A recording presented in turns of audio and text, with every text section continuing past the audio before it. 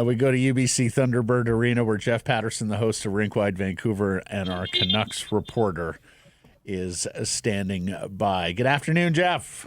Yeah, hi guys. Send some of that food my way. Sounds good. Yeah. Not lying. Okay, Jeff, our first time talking to you since Elias and JT got into it at practice. What do you make of the whole situation? Not very much, to be perfectly honest with you, but it happened. And I think we have to establish that. Guys, we've all been in this business a while. I have covered thousands of National Hockey League practices. I bet I've covered 300 since JT arrived on the scene here in Vancouver.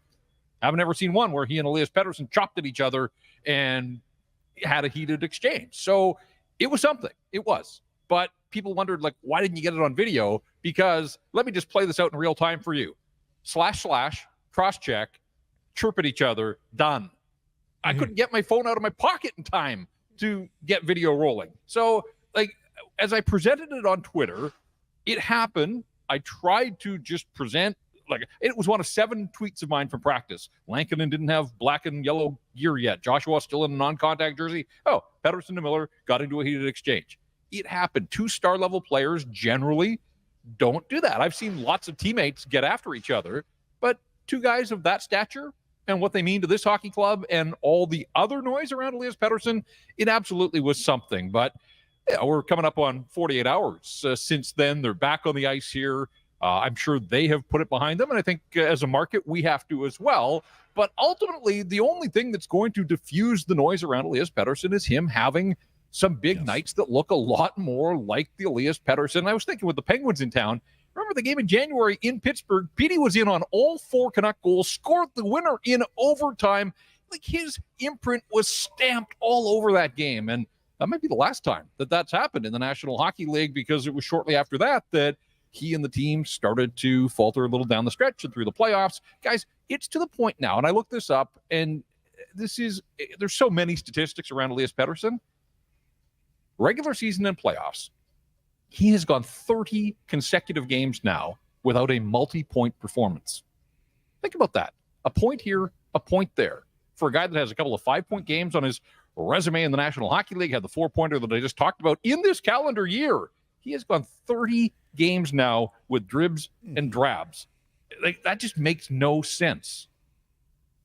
It doesn't. So first of all, let me ask you about the theory that this was JT trying to motivate Pettersson, and then let me ask you, part and parcel of that is what Elliot Fredman is saying, is everyone from management, coaching staff, and players, JT Miller and Quinn Hughes, have been charged with sort of hardening Elias up. Yeah, I listened to Friedman's words, and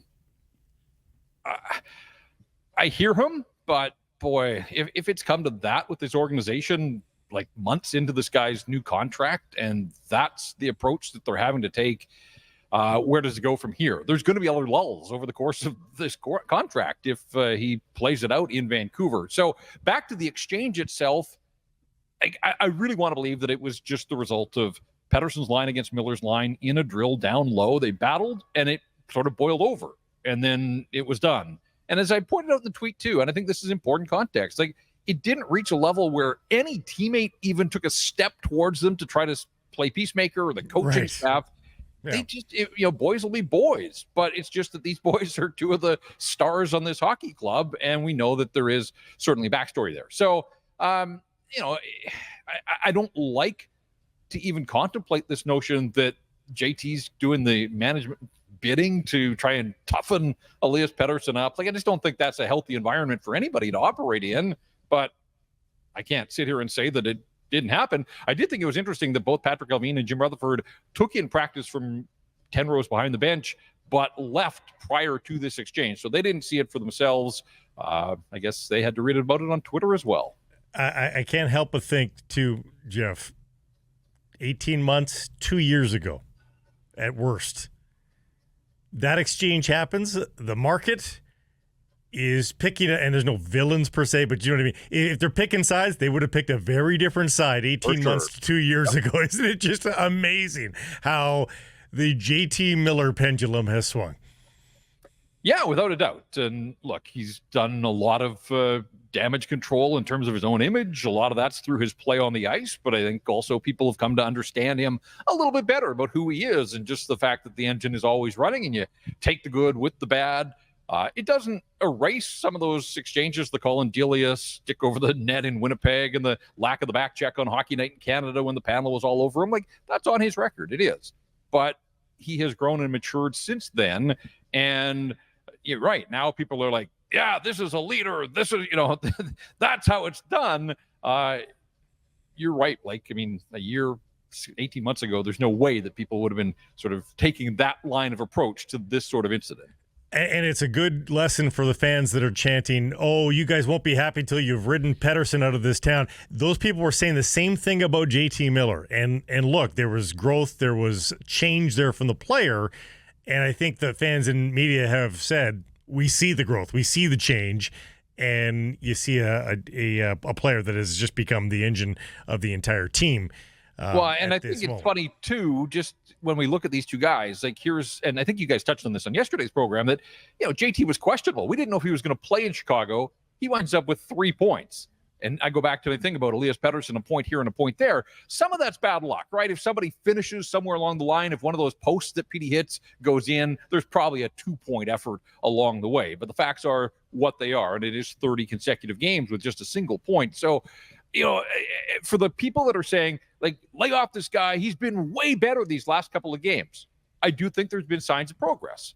I like what I've seen on that line with Höglander and Garland. Thought it was really interesting, though, on Wednesday's practice, after Wednesday's practice, when Rick Tocchet made it abundantly clear when he was asked a couple of questions about Petey to let the world know that Connor Garland is the guy that's driving that line right now. And it wasn't just a one-off. The coach mentioned it a couple of times. And I think context matters too. Petey's been better. Hear me when I say it. He has been better against the Flyers and the Blackhawks. Well, there are a lot better teams out there in the National Hockey League. There's a lot stiffer competition than the Blackhawks and the Philadelphia Flyers. So those are the teams that were in front of him on the schedule. There were some signs of life, but yeah, they're going to need him to be even better here against tougher opponents in the days and weeks ahead. Jeff, does Pettersson have to be tougher? Like, do you perceive it as just an offensive scoring slump, or do you think it goes beyond that and that he's got to be tougher? He seems to get bumped off the puck a little too easily. I remember early on, people outside the market particularly wondered about how could he possibly play and perform in the NHL at 176 pounds? And then he scores 10 goals in his first 10 games and, 102 points. He has shown that when he's dialed in, he can be an elite level performer. But we also saw in the playoffs that he struggled to fight through some of the checks. So did Quinn Hughes. This isn't just Petey. In their first look at Stanley Cup playoff action with people in the stands and hostile buildings and the temperature rising, none of those guys really played at the level that they had played in the regular season. So, it is a learning lesson, but they can't prove themselves in the playoffs here in late October. This team's got to get to the playoffs, and then, we'll watch that storyline unfold again. But, yeah, I mean, to your question, sure. I think as guys get older and more mature, know what the league is all about, that, yeah, look at the dominant centers in the Western Conference, and not even the Western Conference, just around the National Hockey League, like most of them have some heft to them. Now, Petey has shown an ability to perform with the body that he's got. But, yeah, I mean, I think it stands to reason that he could strengthen a little bit. Now, strength and toughness are two separate things. Do they go hand in hand? There's probably some overlap. But, yeah, this is a tough guy's game. And every opponent's always looking for an edge, whether it's physical or mental. And you can't show any signs of weakness. And it's not just Pettersson. And so, yeah, I think that that's an area that he probably can round out his game. We've talked the last couple of seasons about the way Brock Besser has grown and matured and rounded out his game. I think the same sorts of things could apply to a guy like Elias Pettersson. For those who think this is vastly unfair for Pettersson because he's playing through a knee injury, of course, talked about it at the end of last year, talked about the beginning of this year. What sights, sounds, what can you tell us about how injured or how much the knee is bothering Pettersson? I go by when guys are unavailable. And I think he took one maintenance day down the stretch last year. He has been there every day since the start of training camp, through the preseason, through the first 6 games here. JT got the day off on Monday. Quinn got a day off on Wednesday. So, guys are taking days off or being given days off. That's not the course of action that the hockey club is taking with Elias Pettersson. Is that tough love from above? Who knows? But the fact that he's available, if a guy is available at practice, generally, in my mind, that signals that he's good to go in games. So I'm not sitting here. I'm not a doctor. I'm not privy to a lot of the information around the knee. He said at training camp that, it's all right, that it's something that he's got to play through, and I'll take him on his word. And he hasn't missed any game action. When I watch him play, I don't detect that the knee is holding him back. Guys, unless he shoots with his knee, he has 9 shots on goal in 6 games. That's not Elias Pettersson. I went back through the numbers. 18 months ago in a game in St. Louis, he had 10 shots on goal by himself. He has 9 shots through the first 6 games. And then that always leads to, it's got to be the wrist, right? But we haven't heard about the wrist for a while.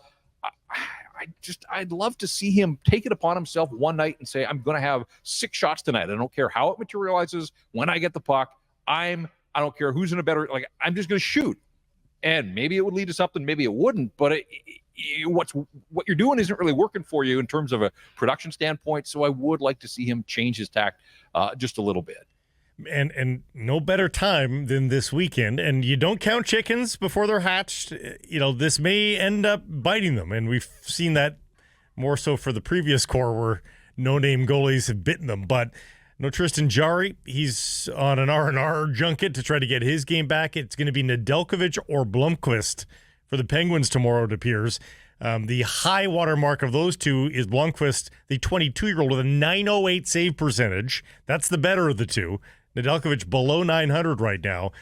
If there's ever a game where you're going to decide I'm going to get 6 to 10 shots on goal, man, this would seem to be that night.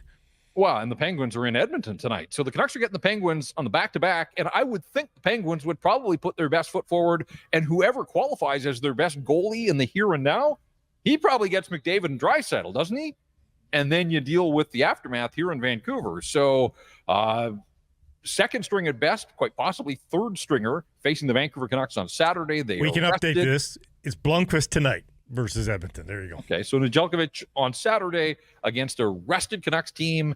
Had Thursday off, a practice Friday, and then get back at it on Saturday. They've won 3 in a row. They're starting to feel better about themselves. I think they feel they've turned a corner. There are still some areas, and Rockets talked about it at length, giving up too many chances. Got to be careful of that against a team like Pittsburgh, although Malkin and Crosby, and particularly Malkin, who got off to the great start, he has cooled a little bit here over the last week or so, but it's still Sid, it's still Gino, it's a Saturday night, it's a big deal, and we'll see if the Canucks can pick up where they left off, spreading the offense around on Tuesday night in Chicago. You surprised the AHL guys came back? They could have theoretically asked them to play back-to-back nights. I suppose Brandstrom and Baines and fortified the Abbey Canucks lineup, but they come back and practice with the team. Not surprised about Brandstrom as well as he's played, and Forbert's still not with the group here, although expected back in relative short order. I did wonder a little bit about Arshdeep getting sent down, and might they recall Ratu if JT's not going to take faceoffs. Ratu, we know that's one area that through training camp in the preseason and even the games that he played, that's an area that he excels compared to the guys that they've got on this roster. So I thought that maybe that paved the way. Baines has been all right, but again, there has to be a bottom line at some point, I think, and it hasn't been there yet. And the other part of that equation is Daniel Sprong. And what are they doing with Daniel Sprong? I mean, 6 games in, he's only played 3 of them. That wasn't why he was brought in here later in free agency, but he hasn't been able to get on track at all. And obviously there have been some defensive issues that have caught the eye of the coaching staff, but he hasn't really been able to play his way out of the doghouse here. And so that's going to be a situation to monitor if guys like Baines and Amon continue to play ahead of the veteran Daniel Sprong. One last one from me, Jeff, back on Pettersson. Elliot Fredman says, friends send him stuff on social media regarding his play or whatever. What do you know in terms of how aware Elias is of the noise, so to speak, the conversation, the criticism, everything that transpires in this market about him? Yeah, it's my understanding that he doesn't miss much, and it probably is to his detriment, but 25-year-olds grew up in a world with a phone, and people are saying, oh, just delete social media. Easier said than done. Like, we all came from an era where that didn't exist for us. Like, this is all these guys know. And so when people say, oh, just get rid of it, I do think that it's tougher. Maybe it's the right course of action for him. I will say that getting things secondhand, and I don't know if people are sending him clips or if they're just delivering messages, but I think back to my days riding the bus with the Kamloops Blazers, and it was incredible the number of times after games players would phone their girlfriend or their billet or their parent, and then they would come to me, the poor little radio play-by-play guy, and say, why did you say I got beat up in that fight? And I was like, what are you talking about? Well, my girlfriend said you said. I said, didn't say that at all. Like, I described the, and so it becomes this game of third-hand information, third-party information. I remember in radio during one of the lockouts in the NHL, and the Giants were drawing big crowds, and I was hosting Sports Talk on the weekend after a Giants game, and I tried to capture the audience that was leaving the Coliseum at the time, and I said, do you care about the outcome, or are you just going to these games to sort of get your hockey fix? And then I get called into the program director's office the next day, and the Giants are wondering why I'm asking if anybody cares about the Vancouver Giants. And I was like, what are you talking? And I said to the program director, did you hear the quote? Nope. The Giants said, you said, does anybody care about them? I said, no. Do you care about the final score? Much like the Vancouver Canadians. When you go to Nat Bailey, most of the people that leave don't even know the result. They just had a great night of entertainment. And so that's the danger always of hearing information secondhand. Ear of the beholder. Game of telephone. Yeah. Mm-hmm. Yeah, it's oftentimes the first lesson in a journalism or a mass comm class. Prof. And yes, we all care about the Vancouver Giants. Yes, we do. Yes. Care about you too, Jeff. Yeah. Have a great show. Rink-wide Vancouver tomorrow night after the game against the Penguins. Thanks for this, and we'll catch you on Monday. All right. Sounds good, guys. Thanks.